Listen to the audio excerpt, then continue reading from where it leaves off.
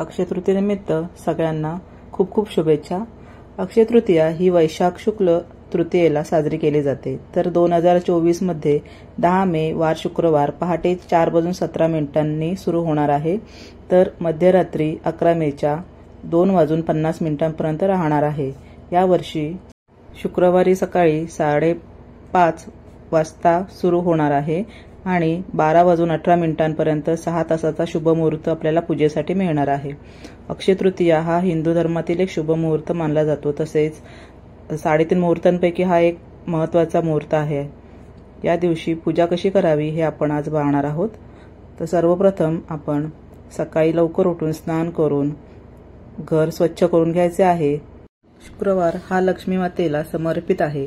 माता लक्ष्मी घाणीच्या ठिकाणी कधीच राहत नाही। त्यामुळे जर माता लक्ष्मीचा आशीर्वाद आपल्याला प्राप्त करून घ्यायचा असेल तर घरातील वातावरण शुद्ध आणि स्वच्छ ठेवणे गरजेचे आहे। देवांना छान अशी पंचामृताने अंघोळ घालून घ्यायची आहे।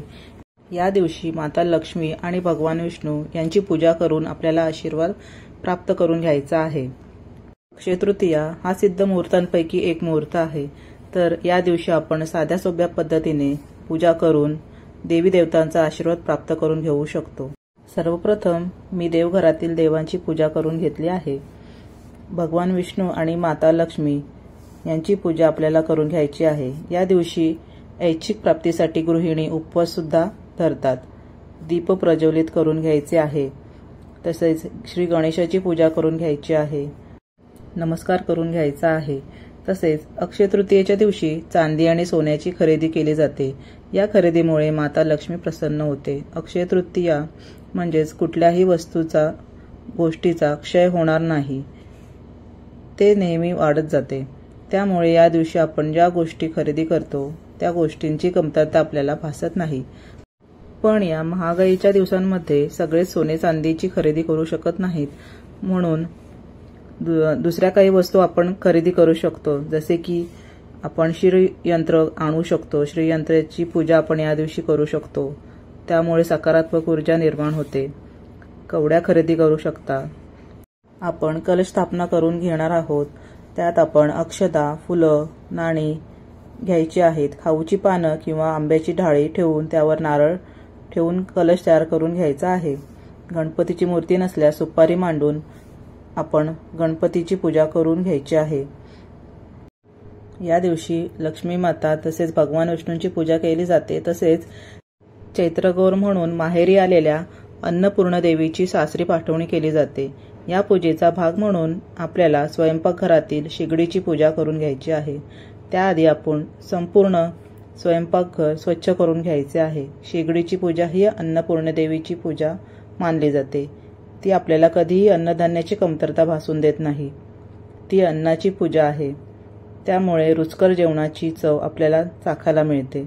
म्हणून हळदी कुंकू व्हायचे आहे। तसेच अन्नपूर्णा देवीची पूजा देखील स्वयंपाकघरात करायची आहे। तुमच्याकडे जर अन्नपूर्णेची देवीची मूर्ती नसेल तर या दिवशी म्हणजे अक्षय तृतीयेच्या शुभमुहूर्तावर तुम्ही मूर्ती खरेदी करून त्याची स्थापना करू शकता। तांदळाच्या वाटीमध्ये अन्नपूर्णा देवीची स्थापना करून घ्यायची आहे।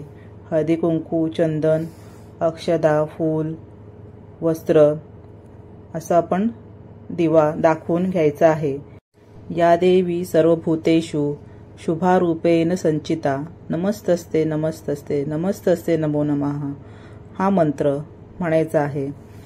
अक्षय तृतीया हा अन्नपूर्णा देवीचा जन्मदिवस म्हणून साजरा केला जातो। ती सर्व सजीवांना अन्न पुरवते। म्हणून या दिवशी न चुकता माता अन्नपूर्णेची पूजा करून घ्यायची आहे। पाककला अन्नाची देवता आहे। त्यामुळे अन्नपूर्णा मातेकडे घरातील भंडार कायम भरलेला राहू दे म्हणून इच्छा प्रकट केली जाते। अन्नपूर्णा मातेच्या पूजेमुळे जेवणाची चव वाढते। या दिवशी अन्नपूर्णा जयंती म्हणून साजरी केली जाते। तसेच आपल्याकडे नाणी असतात। ती नाणी एका वाटीमध्ये ठेवून आपण त्यांची पूजा करायची आहे। अक्षय पात्रही मांडून घ्यायचे आहे। या दिवशी दानधर्म करणे चांगले मानले जाते। पाण्याचे मटके दान केलेले शुभ ठरते। या दिवशी केलेले दान पुण्याचे ठरते। अक्षय तृतीयेच्या दिवशी स्वयंपाकघरामध्ये अन्नपूर्णा देवीची पूजा करणे हे खूपच लाभदायी आणि फलदायी ठरते। अशा पद्धतीने आपण ही पूजा पूर्ण केलेली आहे।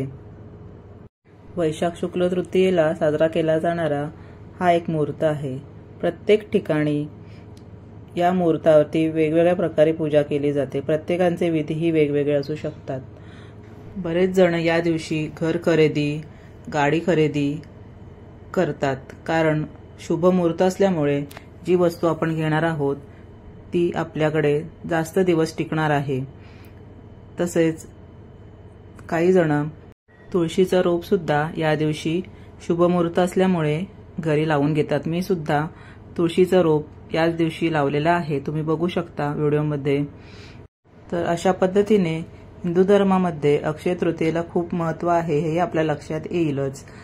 आपण सात्विक जेवण बनवून देवांना नैवेद्य दाखवायचा आहे आणि स्वतःही ग्रहण करायचा आहे। तर तुम्हाला आजची माझी व्हिडिओ कशी वाटली अक्षय तृतीयेबद्दलची ती तुम्ही मला नक्की कमेंटमध्ये सांगा आणि सबस्क्राइब केले नसेल चॅनलला तर सबस्क्राइब करा। थँक्यू।